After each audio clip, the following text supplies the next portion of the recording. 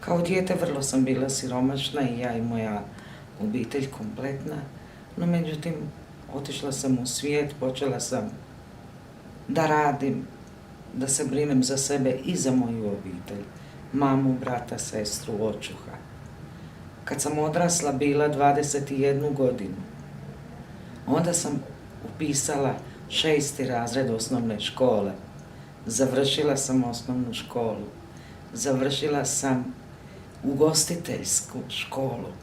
Radila sam kao ugostitelj, kao pjevačica i to profesionalno sam radila.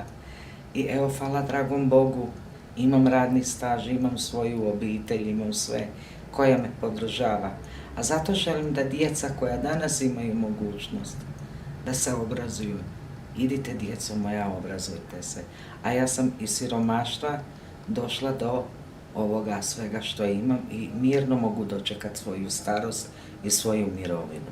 Momentalno je situacija u Hrvatskoj dosta loša jer je počelo veliki atak na romsku djecu koja idu u školu. Veliki problem je sada.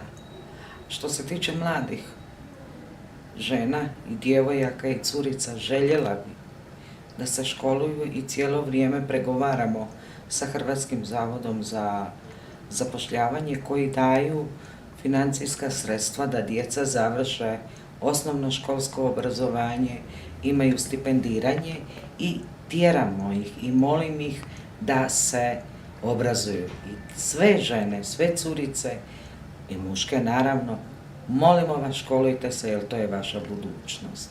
Sve naše žene mlade, sve curice koje krenu u školu, molim ih neka završe školu jer to njim je najbitnije u životu, jer bez škole neće moći svoju djecu prehraniti, neće moći svoje unučadi u budućnosti kupiti niti sladoled, niti čokoladicu. Drage moje žene Romkinje, znam da je put trnovit svima vama, ali ajte, samo naprijed, ne dajte se, jer obrazovanje i sve ovo je jako bitno za sve vas.